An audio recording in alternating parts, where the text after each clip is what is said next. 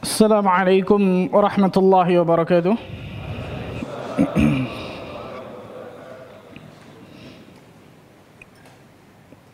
Innal hamdalillah nahmaduhu wa nasta'inuhu wa nastaghfiruh wa natubu ilayh wa na'udzu billahi min shururi anfusina wa min sayyiati a'malina. من يهده الله فلا مضل له ومن يضلل فلا هادي له أشهد أن لا إله إلا الله وحده لا شريك له وأشهد أن محمدا عبده ورسوله صلوات الله وسلامه عليه نبينا وحبيبنا محمد صلى الله عليه وعلى آله وصحبه وسلم. قال الله تعالى في كتابه الكريم يا أيها الذين آمنوا اتقوا الله حق تقاته ولا تموتن إلا وأنتم مسلمون أما بعد. Ikhwani wa akhwati fiddin, rahimani wa rahimakumullah, saudara-saudariku sekalian yang mudah-mudahan Allah Azza wa Jalla berikan keberkahan dalam kehidupannya. Alhamdulillah, kita bersyukur kepada Allah Rabbul Izzati wal Jalalah, Rabbul Alamin, yang telah memberikan berbagai macam nikmat dan karunia-Nya kepada diri kita, sehingga pada kesempatan maghrib yang berbahagia ini Allah Subhanahu wa taala masih memberikan berbagai macam karunia kepada kita, sehingga kita dapat menjalankan salah satu bentuk ibadah yang Allah wajibkan kepada diri kita, yaitu salat maghrib secara berjamaah. Kemudian ibadah selanjutnya yaitu menuntut ilmu syar'i, menuntut ilmu agama, karena itu menjadi kewajiban bagi setiap muslim dan juga muslimah. Mudah-mudahan duduknya kita di sini ikhlas lillahi ta'ala, sehingga Allah bisa ganjar dengan pahala yang berlipat ganda nantinya. Allahumma amin. Salam dan salam semoga tercurah kepada Nabi kita Muhammad sallallahu alaihi wasallam, suri tauladan kita, satu-satunya manusia yang wajib kita ikuti dari A sampai Z, dari alif sampai ya, ketika beliau mengatakan sesuatu, ketika beliau berbuat sesuatu, ketika beliau menetapkan sesuatu, bahkan akhlak beliau pun menjadi kewajiban kita untuk mengikutinya, itu Rasul sallallahu alaihi wasallam. Dan hari ini insyaallah taala kita akan lanjutkan dari As-Sirah An-Nabawiyah, kisah perjalanan hidup Nabi Muhammad sallallahu alaihi wasallam, kisah perjalanan hidup manusia terbaik yang pernah menginjakkan kakinya di atas muka bumi ini, itu Nabi kita Muhammad sallallahu alaihi wasallam. Setelah terhenti sekian lama, Masya Allah, Allah Azza wa Jalla takdirkan, qadarallah, malam ini kita dapat berjumpa kembali pada tempat ini, pada masjid yang sama-sama kita cintai, Masya Allah. Dan Alhamdulillah, begitu senangnya hati ana ketika melihat wajah-wajah antum bersemangat untuk menuntut ilmu, Masya Allah. Mudah-mudahan Allah Azza wa Jalla pertemukan kita nanti di surga Firdausnya tanpa hisab dan tanpa azab. Allahumma amin. Ikhwani wa akhwati fiddin, rahimani wa rahimakumullah. Terakhir sudah kita bahas ketika wafatnya Khadijah, wafatnya Abu Talib, kemudian menikahnya Nabi sallallahu alaihi wasallam dengan Aisyah dan juga Saudah.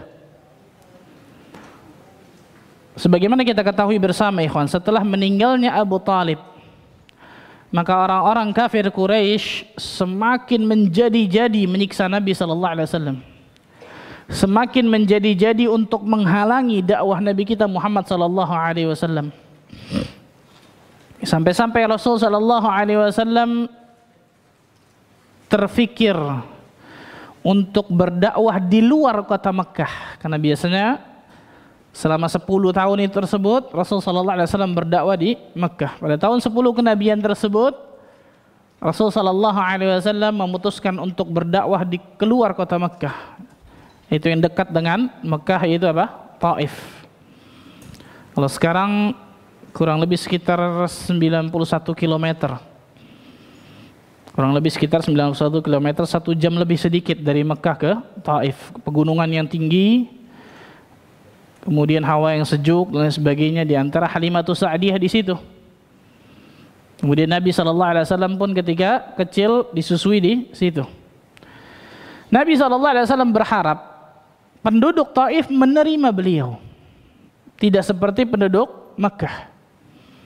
Maka Rasul SAW melakukan perjalanan. Perhatikan ini ikhwan, bagaimana dakwah Rasul SAW luar biasa, subhanallah.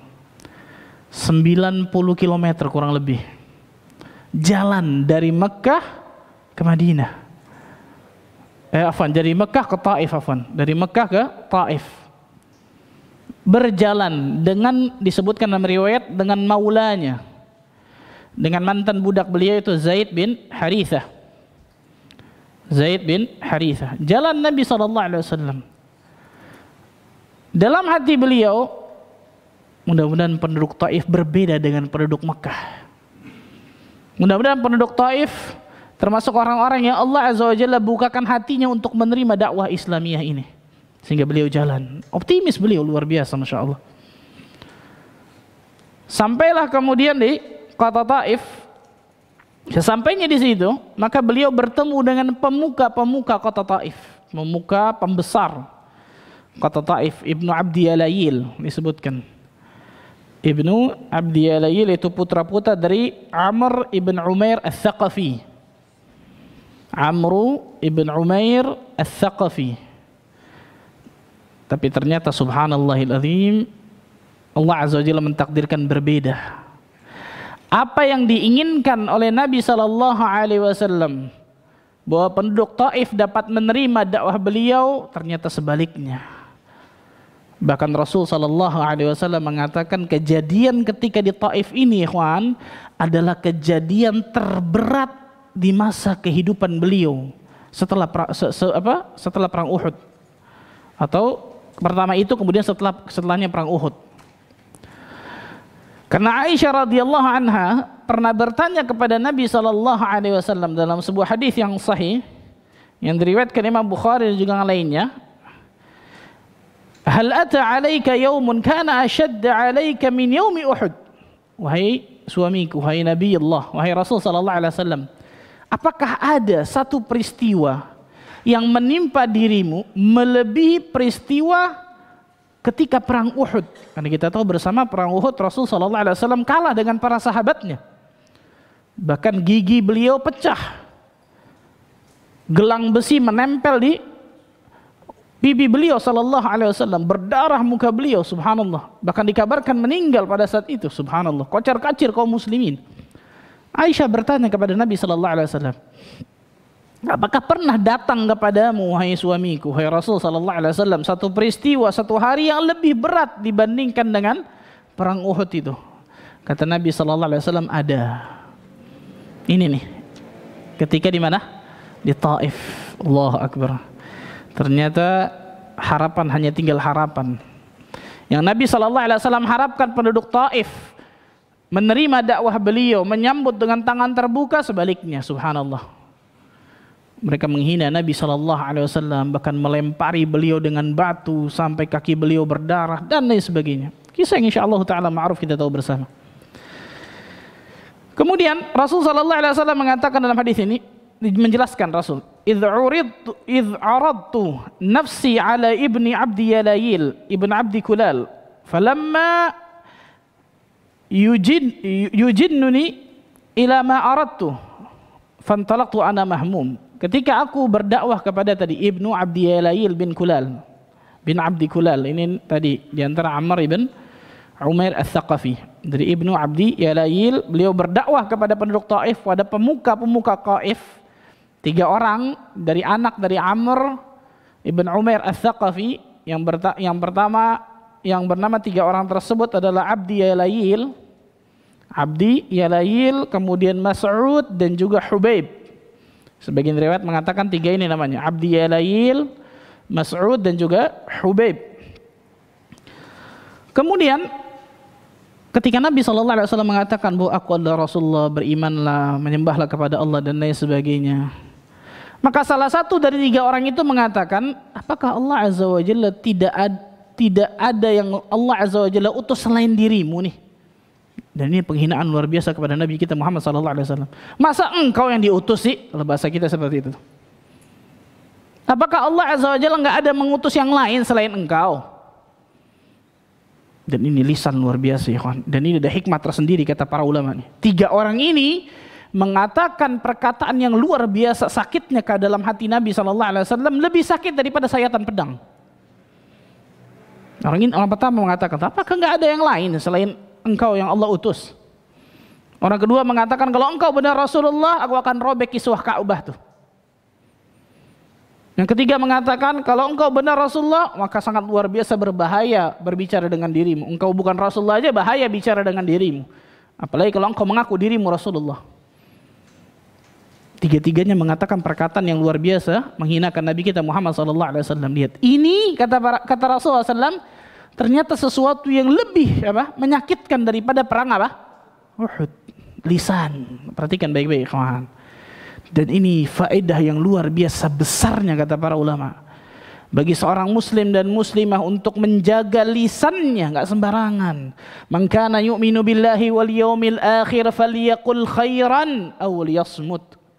Barang siapa yang beriman kepada Allah dan hari akhir, maka katakanlah kata-kata yang baik atau diam. Atau diam. Rasulullah sallallahu alaihi wasallam mengatakan, innar rajula la yatakallamu bil kalimah la yara biha ba'san yahwi biha 70 kharifan finnar. Ada seorang laki-laki berkata dengan satu perkataan. Dianggap remeh satu perkataan ini. Cuma begini, remeh. Dianggap remeh. Tapi ternyata dengan satu perkataan itulah menjadikan dirinya terjerumus ke dalam api neraka jahanam sejauh 70 tahun perjalanan. Lisan. Hati-hati nih kawan. Wahai kaum muslimin yang mengaku umat Nabi Muhammad sallallahu alaihi wasallam tapi tidak menjaga lisannya, kadzab engkau, bohong engkau, dusta. Kalau dirimu mengaku mengikuti sunnah Nabi sallallahu alaihi wasallam, pasti lisanmu akan kau jaga, ikhwan. Rasul sallallahu alaihi wasallam mengatakan, laisal mu'min bit-ta'an wala la'an wala al-fahish wala al-badhi. Bukan seorang mukmin ketika mukmin itu atau ketika orang tersebut sering melaknat, sering mencaci maki, perkataannya kotor, keji. Bukan seorang mukmin kata Nabi sallallahu alaihi wasallam. Lihat bagaimana Nabi kita Muhammad sallallahu alaihi wasallam lisannya, Allahu akbar. Ibnu Abdi Yalayil menyakiti hati Nabi sallallahu alaihi wasallam sampai Rasul mengatakan kepada Aisyah, ini yang paling berat melebihi perang Uhud. Bayangkan. Allahu akbar, subhanallah. Ini disebutkan oleh para ulama sirah tentang masalah ini. Walaupun sebagian ulama sirah ada yang mendaifkan tentang masalah kisah-kisah ini, tapi banyak para ulama sirah memasukkan kisah ini dalam kitab-kitab mereka.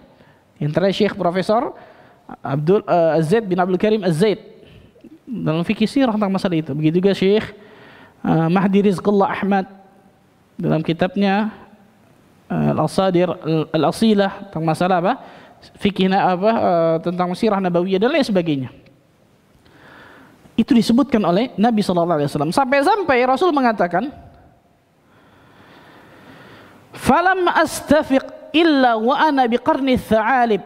Dan aku tidak sadar, aku berjalan itu nggak sadar. Bayangkan, luar biasa nih kawan. Aku berjalan itu nggak sadar dari Taif sampai aku di tempat yang namanya Qarnul Tha'alib. Sebagian riwayat mengatakan Qarnul Manazil. Jadi ternyata ketika dihina oleh 3 orang ini, Rasul sallallahu alaihi wasallam dalam riwayat mengatakan, maka sembunyikanlah. Kalau engkau tidak menerima dakwahku, tayyib, sembunyikanlah. Jangan kemudian menyebarkan kepada orang lain. Maksudnya apa? Kalau pemukanya nggak bisa masuk Islam, mudah-mudahan rakyatnya nih, rakyat biasanya bisa juga masuk Islam. Tapi ternyata 3 dari pemuka ini memprovokasi orang-orang bodoh di antara mereka, sehingga ketika Nabi sallallahu alaihi wasallam dalam riwayat disebutkan 10 hari tinggal di Taif, ketika beliau keluar dilempari batu. Ketika beliau keluar dari Taif dilempari batu. Sebagian riwayat anak kecil, sebagian riwayat mengatakan semua. Baik itu anak kecil, besar dan lain sebagainya. Lempari Nabi sallallahu alaihi wasallam sampai kaki beliau berdarah-darah.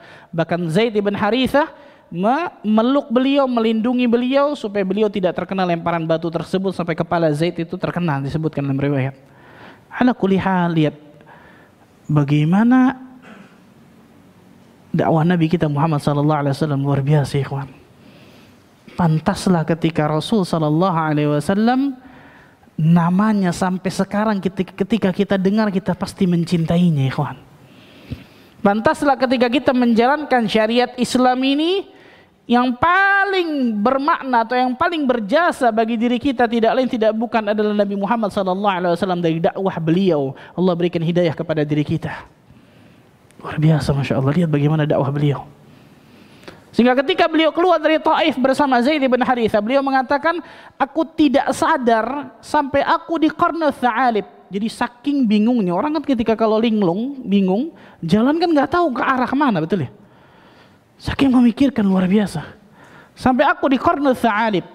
Sampai aku tinggal atau aku di Qarnu Tha'alib. Farafa'tu ra'si fa-idza ana bi sahabatin qad adhallatni fanadhartu fa-idza fiha Jibril.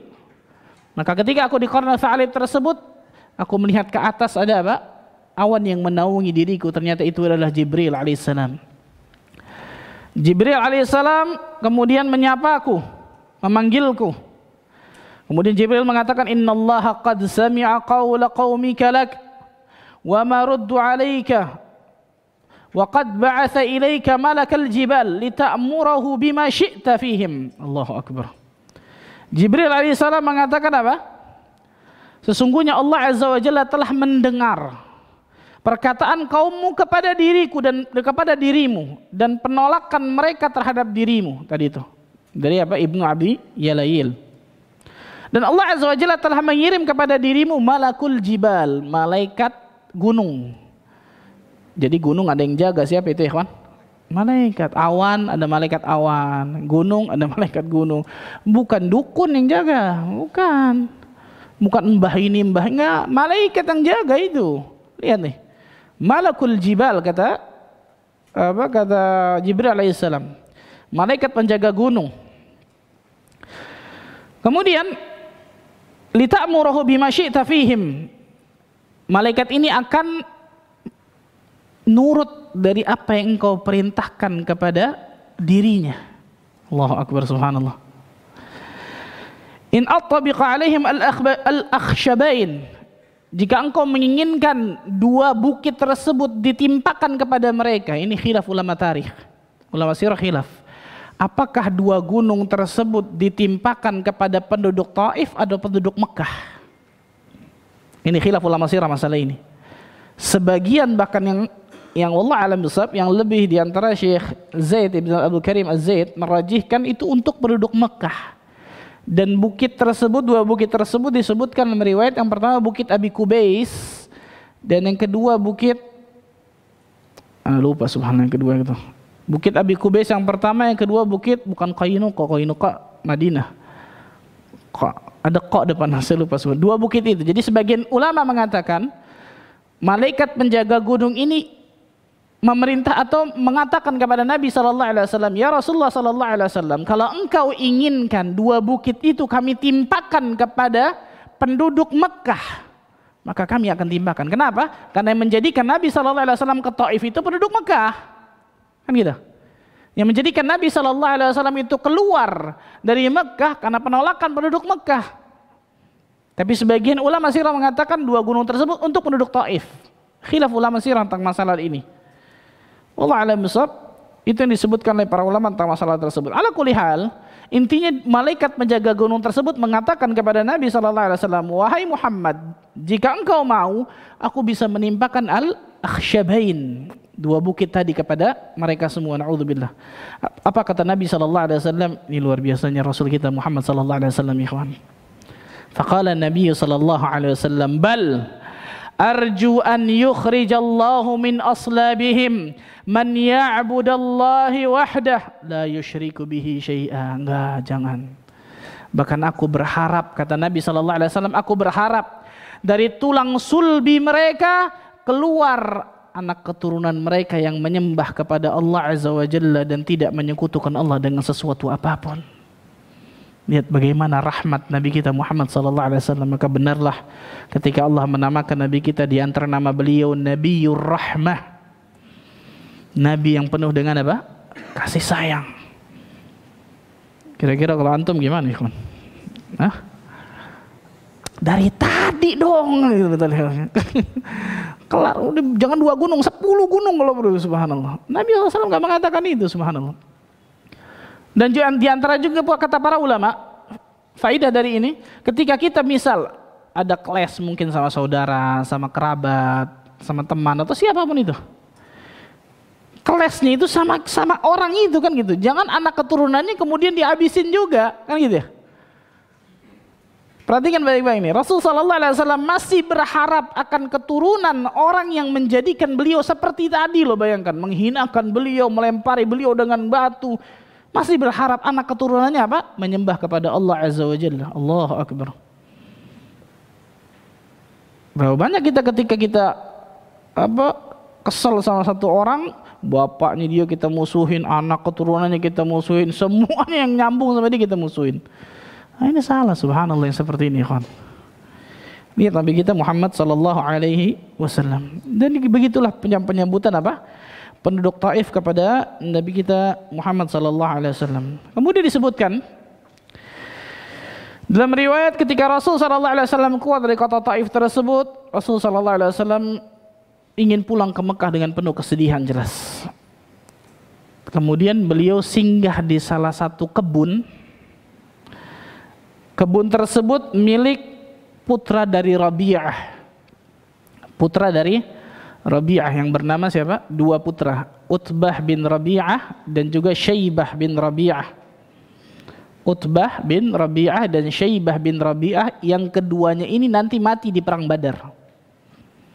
Keduanya ini mati di perang Badar.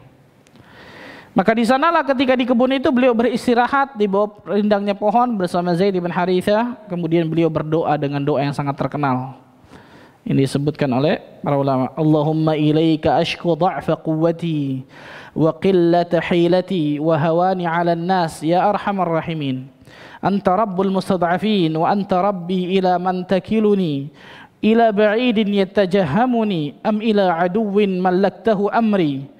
Illam yakun bika ghadabun alayya fala ubali walakinna afiyataka hiya awsa'u li a'udzu binuri wajhika alladhi ashraqat lahu adh-dhulumat wa salaha alayhi amru ad-dunya wal akhirah min an yanzila bi ghadabuka aw yahulla alayya sakhatuka lakal udba hatta tarda wala hawla wala quwwata illa bik. Yang artinya Allah, kepadamulah aku mengadukan lemahnya diriku, betapa lemahnya kekuatanku, sedikitnya dayaku, sedikitnya kekuatanku, dan kehinaanku di mata manusia. Wahai Rabb, wahai Tuhan yang maha belas kasih, di antara yang pengasih. Subhanallah. Engkaulah Tuhan orang-orang yang tertindas, dan Engkaulah adalah Tuhanku. Kemanakah Engkau hendak menyerahkan diriku? Adakah kepada yang jauh yang akan membuatku bersedih, ataukah kepada musuh yang Engkau kuasakan di atas urusanku? Jika memang tidak membuatmu murka kepada aku, maka aku tidak pedulikan hal tersebut. Namun keselamatan darimu jauh lebih luas bagi diriku. Aku berlindung dengan cahaya wajahmu yang menyinari segala kegelapan, dan karenanya segala urusan dunia dan akhirat menjadi baik. Janganlah timpakan kemarahanmu dan kemurkaanmu kepadaku. Hanyalah padamu tempat mengadu hingga engkau merasa ridha, dan tidak ada upaya dan kekuatan kecuali dengan izinmu. Ala kulli hal, ini doa yang dipanjatkan Nabi SAW dan tertulis dalam kitab-kitab sirah tentang masalah ini, ya kawan. Pelajaran yang luar biasa bisa kita ambil di sini, apa ya kawan? Ketika seseorang punya masalah, ngadunya kepada siapa? Allah. Ketika seseorang ditimpa ujian, cobaan, musibah, sesuatu yang dia tidak sukai, curhatnya yang paling pertama sama yang di atas. Berapa banyak diri kita ketika kita punya masalah, punya ujian, punya cobaan, musibah, fulan bisa bantu saya nih. Mana Allah dalam hidup kita, ya kawan? Nabi SAW langsung ngadu kepada Allah Azza wa Jalla dengan doa yang luar biasa ini, menunjukkan bagaimana kelemahan diri beliau, karena beliau manusia sama seperti kita, subhanallah, nggak bisa apa-apa. Dan yang menimpakan hal tersebut Allah Azza wa Jalla. Jangan sampai apa? Engkau timpakan ini karena kemurkaanmu kepadaku ya Allah. Jangan ya Allah. Subhanallah. Lihat, bayangkan, ngadunya kepada Allah, curhatnya kepada Allah, minta langsung kepada Allah. Dan ini sunnah yang luar biasa ya ikhwan. Berapa banyak kaum muslimin dan muslimat ketika punya masalah, yang lebih parah lagi datangnya kemana? Bukan orang pinter sebenarnya, orang sok pinter, subhanallah. Orang nggak pinter. Bukan kepada Allah Azza wa Jalla dia mengadu, dia berdoa kepada Allah seperti yang dilakukan Nabi SAW, malah sebaliknya. Junjungannya siapa ini? Uswatun hasanahnya siapa kalau begitu, subhanallah. Ini penting tentang masalah ini, ikhwan. Ketika Allah berikan musibah kepada kita, contoh nih, realita langsung nih, real. Ketika Allah berikan pandemi seperti ini, berapa banyak orang apa? Langsung nyalahin ini dan lain. Nggak pernah nunjuk dirinya, nggak pernah, ini karena dosa saya nih, ini dosa karena dosa manusia nih. Dan kewajiban saya untuk beristighfar, bertaubat kepada Allah. Kewajiban saya untuk bermunajat, berdoa, meminta kepada Allah. Kewajiban saya untuk bersabar akan yang Allah berikan ini. Kewajiban saya untuk bersyukur akan nikmat yang Allah berikan tetap kepada diri saya, dan lain sebagainya. Yang kita keluhkan terus tuh, ngeluh ini, nggak kelar-kelar, subhanallahil azim. Lupa minta kepada Allah Azza wa Jalla. Para ulama salaf terdahulu minta kepada Allah Azza wa Jalla dari hal yang remeh sepele sekalipun. Contohnya apa? Garam di dalam dapurnya. Itu ulama ikhwan. Garam di dalam dapurnya habis. Ya Allah, garamku habis, tolong berikan aku garam ya Allah. Garam. Orang zaman sekarang perkara besar baliknya pada manusia, bukan kepada Allah, apalagi perkara kecil. Betul ya? Ingat Rasul sallallahu alaihi wasallam, ikhwan. Allahu akbar. Ketika beliau istirahat di sebuah kebun, beliau doa kepada Allah. Munajat, minta kepada Allah Azza wa Jalla. Dan ini juga kata para ulama, kewajiban bagi setiap dai untuk selalu bermunajat kepada Allah, menggantungkan dirinya kepada Rabbul Alamin. Ketika dia sudah berikhtiar dengan cara maksimal, dia sudah doa kepada Allah, bertawakal, serahkan kepada Allah Azza wa Jalla. Allah Azza wa Jalla pasti akan berikan bantuan pertolongan kepada dirinya. Maka ketika beliau sedang istirahat di kebun milik dua orang dari anak Rabi'ah, Utbah dan Syaibah, maka kedua orang ini menyuruh budaknya yang bernama Addas. Yang bernama siapa? Addas. Pakai hamzah, pakai tasydid ya, bukan Adas. Adas bumbu dapur untuk Addas, yang bernama Addas, untuk membawakan setangkai anggur kepada beliau. Jadi ternyata ada akhlak yang baik luar biasa walaupun kafir ya, betul ya. Membawakan setangkai anggur kepada beliau. Addas bawakan setangkai anggur kepada beliau. Ketika Addas membawakan setangkai anggur, Rasulullah SAW mengatakan Bismillah, makan. Kata-kata Bismillah, apa kata Addas? Sesungguhnya ucapan seperti ini tidak biasa diucapkan oleh penduduk negeri di sekitar ini. Ternyata Addas ini bukan dari Taif. Dari mana Addas ini? Rasulullah SAW bertanya kepada beliau, engkau dari mana dan apa agamamu? Aku dari Nainawa. Nainawa di mana ya kawan? Siapa yang tahu Nainawa? Bukan sekarang ya. Nainawa itu nabi apa tuh? Yunus bin Matta. Aku dari Nainawa dan agamaku Nasrani. Kata Addas ini nih. Aku seorang Nasrani dan negeriku Nainawa. Maka Rasul mengatakan, Masya Allah, dari perkampungan laki-laki yang saleh, Yunus bin Matta. Kaget Addas, kok engkau bisa tahu Yunus bin Matta? Kenapa engkau bisa tahu, hai fulan, tentang Yunus bin Matta? Nggak banyak orang yang tahu tentang Yunus bin Matta, Nabi kan itu. Tapi di kaumnya saja. Apa kata Nabi SAW? Dia adalah saudaraku. Sebagaimana kita tahu bersama bahwa para nabi itu bersaudara, beda ibu kan gitu. Dan agama mereka satu, Islam. Dia adalah saudaraku. Dia seorang nabi, begitu juga aku adalah seorang nabi. Maka ketika Addas mendengar seperti itu, beliau langsung menciumi Nabi SAW, memeluk beliau, mencium tangan beliau, mencium kepala beliau, bahkan kaki beliau cium, subhanallah. Diciumi oleh Addas ini, subhanallah. Dan dalam riwayat disebutkan Addas ini sempat masuk Islam. Tapi riwayatnya apa? Dipersisikan oleh para ulama tentang masalah ini, kawan. Ala kulli hal, di sini lihat.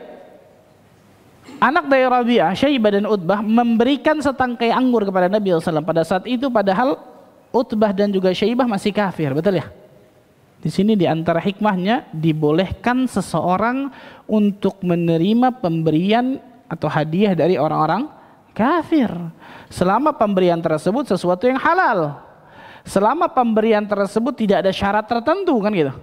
Selama pemberian tersebut tidak menjatuhkan haibah Islam dan lain sebagainya tentang masalah tersebut. Allah SWT mengambil setangkai tadi anggur tadi itu, dimakan, bismillah.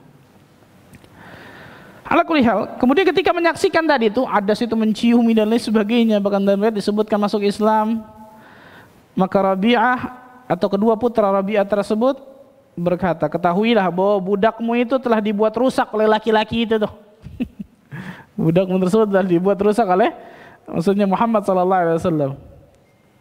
Maka celaka engkau tuh. Dan ini kata para ulama bisa dikatakan pelipur lara yang Allah Azza wa Jalla berikan kepada beliau. Yang pertama tadi tuh, ketika apa? Ada malaikat Jibril dan malaikat penjaga gunung yang membela beliau, kan gitu. Kalau beliau mau sebentar itu hancur, habis, selesai, binasa. Tapi yang Rasulullah SAW inginkan bukan kebinasaan, tidak. Tapi yang Rasulullah SAW inginkan manusia mendapatkan hidayah taufik dari Allah Azza wa Jalla, kan gitu. Itu dari dakwah beliau. Kemudian yang kedua, pelipur lara ini hadas. Ada seseorang yang masuk ke dalam Islam, Allahu Akbar. Yang sama sekali nggak beliau apa? Sangka-sangka bisa ketemu dengan orang yang dari Nainawa, dari perkampungan Yunus ibn Matta, Nabi Yunus, subhanallah, masuk ke dalam Islam. Allahu Akbar. Yang ketiga nanti kita bahas Islamnya apa? Dari beberapa bangsa jin ketika selesai dari ini, selesai dari Taif tersebut. Itu disebutkan oleh para ulama tentang masalah ini, tentang masalah adas ini, ikhwan. Dan jelas ini pertolongan Allah Azza wa Jalla kepada beliau. Kemudian beliau jalan lagi setelah itu untuk kembali ke Mekah. Maka disebutkan dalam sebuah riwayat, disebutkan oleh Ibnu Hajar dalam Fathul Bari, begitu juga Suhaili, bahwa ketika malam hari Rasul sallallahu alaihi wasallam qiyamul lail, dan ini kebiasaan Nabi sallallahu alaihi wasallam, qiyamul lail, salat malam. Maka datanglah kepada Nabi kita Muhammad sallallahu alaihi wasallam sekelompok bangsa jin yang ingin mendengarkan dengan seksama ketika Nabi sallallahu alaihi wasallam membacakan Al-Qur'anul Karim. Allah berfirman di dalam surah Al-Ahqaf ayat ke-29 sampai 32 yang paling lengkap. Ayat 29 sampai 32. Al-Ahqaf ayat 29 sampai 32. Allah Azza wa Jalla berfirman, "Wa idh sarafna ilaika nafaran minal jinni yastami'una al-Qur'an falamma hadaruhu qalu ansitu falamma qudiya wallaw ila qaumihim munzirin." Subhanallah.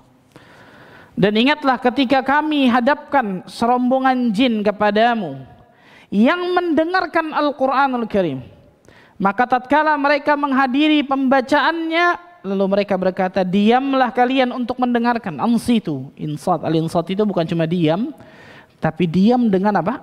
Memperhatikan dengan benar-benar serius gitu. Itu insat. Ansitu, diamlah kalian, perhatikan dengan baik. Ketika pembacaan telah selesai, mereka kembali kepada kaumnya untuk memberikan peringatan. Subhanallah. Ternyata dari beberapa bangsa jin tersebut ketika mendengarkan Nabi SAW membacakan firman Allah Azza wa Jalla, mereka mendengarkan diam. Dan dalam riwayat disebutkan masuk Islam. Dan ini kata para ulama, Allah Azza wa Jalla ingin tunjukkan kepada Nabi kita Muhammad SAW, ketika engkau berdakwah, kewajibanmu hanya menyampaikan, wahai Muhammad. Yang memberikan hidayah tu taufik Allah Azza wa Jalla. Ketika manusia di kota Taif nggak mau beriman, bangsa jin mau beriman kepada dirimu. Wa ma khalaqtul jinna wal insa illa liya'budun, kata Allah. Dan tidaklah aku, kata Allah, menciptakan jin dan manusia kecuali untuk beribadah kepada diriku, kata Allah. Nah, sebagaimana kita tahu bersama, jin juga seperti itu, ada muslim, ada kafir dan lain sebagainya. Ini disebutkan oleh Allah Azza wa Jalla dalam surah Al-Ahqaf tadi ayat 29. Kemudian ayat ke-30-nya, qalu ya qaumana inna sami'na kitaban unzila min ba'di Musa musaddiqan lima baina yadayhi yahdi ilal haqqi wa ila siratim mustaqim. Subhanallah. Setelah bangsa jin itu Islam, memeluk Islam, ternyata mereka dakwah kepada kaumnya.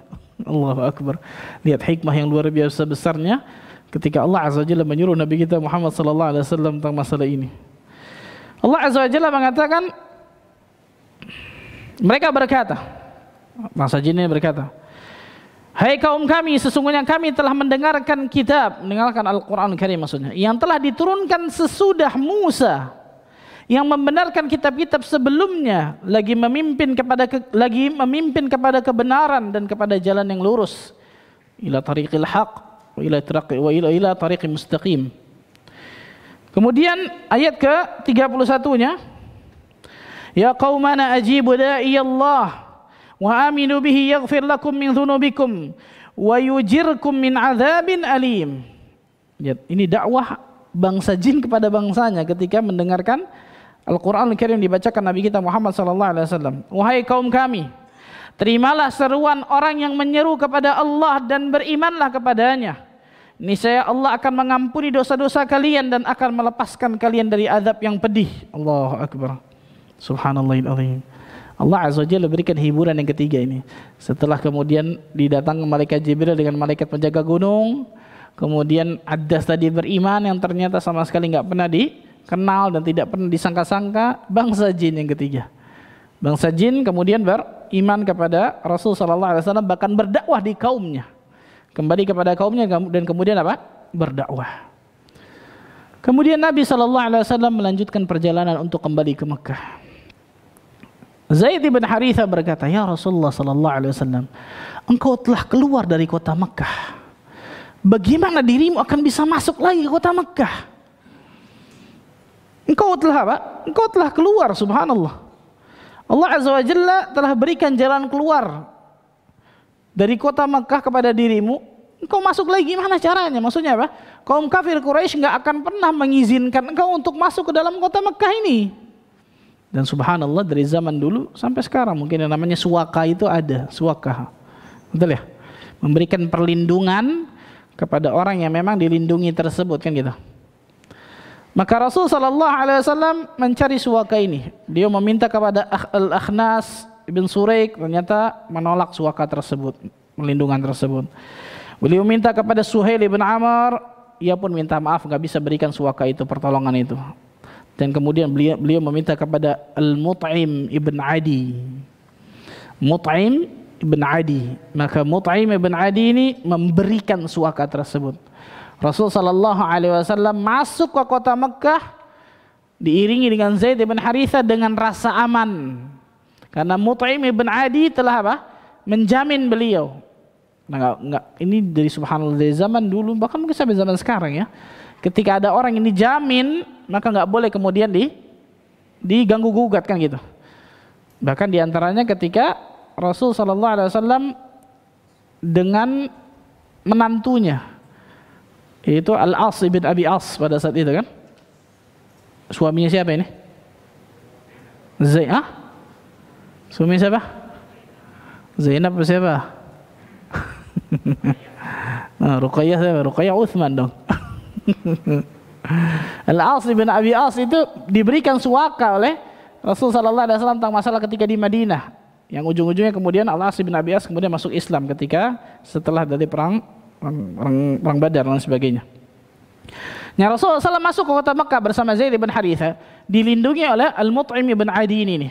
Jadi ketika ada orang yang mengganggu Rasul dan juga Zaid bin Haritha, pasti akan berhadapan dengan Al-Mut'im bin Adi dan juga kaumnya dan juga kabilahnya.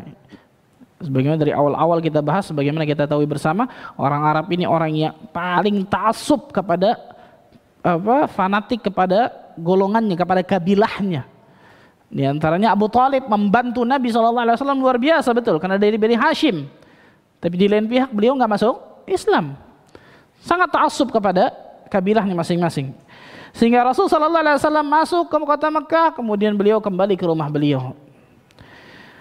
Dalam hadis yang sahih diriwayatkan Al-Bukhari tentang masalah ini, ikhwan, Rasul sallallahu alaihi wasallam ketika selesai perang Badar, terjadi perang Badar, selesai, Rasulullah SAW menang dengan para sahabatnya dan ada tawanan, kan ada tawanan perang Badar.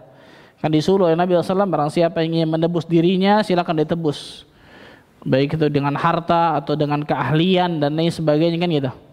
Nah, Rasul mengatakan seandainya Al-Mut'im ibn Adi masih hidup, lalu dia membicarakan tentang masalah tawanan ini agar dilepaskan semua, aku akan lepaskan semuanya.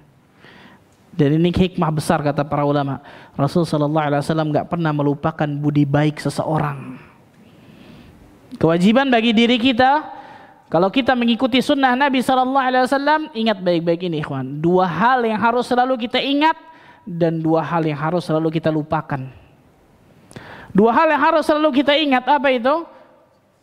Kebaikan orang kepada kita, keburukan kita kepada orang. Itu kita ingat baik-baik, ikhwan. Kebaikan orang kepada kita, lihat Nabi kita Muhammad sallallahu alaihi wasallam enggak lupa sama Al-Mut'im ibn Adi. Seandainya Mut'im ibn Adi masih hidup dan meminta agar seluruh tawanan Badar ini kemudian dibebaskan, aku akan bebaskan tanpa peduli itu, tanpa kemudian meminta tebusan dan lain sebagainya. Ingin balas budi. Hal jazaa'ul ihsani illal ihsan. Dua hal yang harus kita ingat nih. Perbuatan baik orang kepada kita, perbuatan buruk kita kepada orang. Karena belum tentu orang itu maafkan. Belum tentu orang itu meridhai perbuatan kita. Kalau enggak maafkan, ketemunya di mana? Hari kiamat nantinya. Na'udzubillah min dzalik. Sehingga banyak orang atau ada orang yang muflis, bangkrut. Bangkrutnya bukan bangkrut dunia tapi bangkrut akhirat. Na'udzubillah min dzalik. Menzalimi ini, menggibah ini, membunuh dan sebagainya. Na'udzubillah min dzalik. Nanti di akhirat berat. Dua hal yang harus selalu kita ingat. Kebaikan orang kepada kita, keburukan kita kepada orang. Dan dua hal yang harus selalu kita lupakan. Apa itu? Kebaikan kita kepada orang dan keburukan orang kepada kita. Gampang susah? Gampang. Saya ngucapnya gampang, masya Allah. Saya ngomong ini sih gampang, masya Allah. Prakteknya susah, Ustaz. Subhanallah. Kita biasa jadi balik tuh. Yang ingat kita lupain, yang lupa kita ingetin. Subhanallah, betul ya. Yang selalu kita ingat tadi apa? Kebaikan orang kepada kita. Lupa biasa aja tuh, betul. Keburukan kita kepada orang, kayaknya Anda nggak ada keburukan sama orang, masya Allah. Yang harus selalu kita lupakan sebaliknya tadi, betul ya? Apa itu? Apa? Kebalikan yang tadi. Keburukan orang kepada kita, betul ya? Yang harus kita lupakan, itu sudah maafkan. Wal afina 'anil nas, kata Allah. Memberikan maaf kepada manusia. Kemudian apa? Yang kedua? Kebaikan kita kepada orang jangan diungkit-ungkit sudah. Al-Mannan lima a'ta. Di antara orang-orang yang Allah Azza wa Jalla tidak akan lihat nanti di hari kiamat, tidak akan disucikan oleh Allah, mendapatkan adab yang pedih, enggak diajak bicara. Al-Mannan lima a'ta. Orang-orang yang suka mengungkit-ungkit pemberiannya kepada orang lain. Ya, Nabi kita Muhammad sallallahu alaihi wasallam luar biasa. Maka benarlah ketika Rasul kita mengatakan innama bu'ithtu liutammima salihal akhlaq. Fi riwayah makarimal akhlaq. Sesungguhnya aku diutus ke atas muka bumi ini untuk menyempurnakan akhlak, untuk membaguskan akhlak. Para ulama mengatakan di orang-orang Quraisy masih ada akhlak-akhlak yang baik. Contohnya ini, memberikan suaka, betul ya? Nggak berani ada yang kemudian ngutak-ngutik atau kemudian mengganggu Nabi ketika masuk ke dalam Mekah ketika sudah diberikan suaka oleh Al-Mut'im ibn Adi, kan gitu. Masih ada kebaikan di Quraisy. Kemudian Rasulullah memperbaikinya yang tidak baik, menyempurnakannya yang belum sempurna, kan gitu. Dan Nabi kita Muhammad SAW pun mencontohkan dengan contoh yang luar biasa dari akhlakul karimah yang luar biasa. Maka orang-orang yang mengatakan dirinya mengikuti Nabi SAW tapi tidak mencontoh akhlak beliau, bohong besar ini, kawan. Karena Nabi kita Muhammad SAW sangat terkenal dengan satu hal ini. Bagaimana akhlak beliau yang sangat mulia, budi pekerti beliau yang sangat luhur. Satu-satunya manusia yang Allah Azza wa Jalla puji akhlaknya dalam Al-Quran. Wa innaka la'ala khuluqin azim. Hanya Nabi kita Muhammad SAW. Itu tentang masalah apa? perjalanan ke Taif. Dan hikmah dari pelajaran tersebut sangat luar biasa banyaknya. Insyaallah taala kita lanjutkan pada gelombang yang berbeda insyaallah taala. Wallahu a'lam bishawab. Itu mungkin saya bisa sampaikan. Subhanakallah bihamdika asyhadu an la ilaha illa anta astaghfiruka wa atubu ilaik. Wassalamualaikum warahmatullahi wabarakatuh.